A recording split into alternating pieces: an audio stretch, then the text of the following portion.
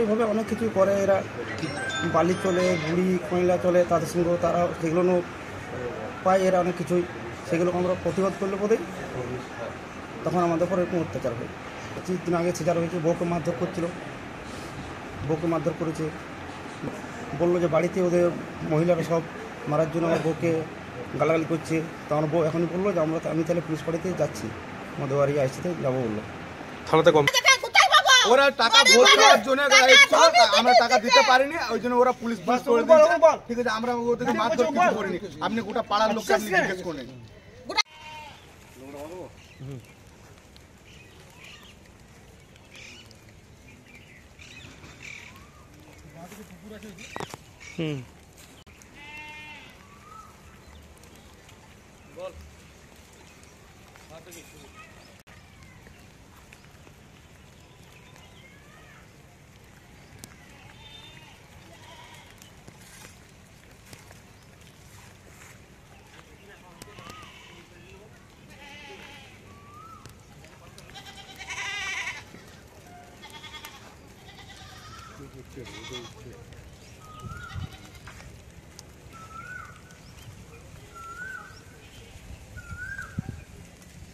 ছোট নিয়ে এসে বলছে ঘরটা কেন করছিস, আবার উল্টে এসে পরে বলছে 30,60,000 টাকা আমাকে দিতে হবে, দাবি করছে এখনই দিতে হবে, এখনই দিতে হবে। আমরা এখন কোথায় পাবো, গরিব মানুষ আমরা কোথায় পাবো?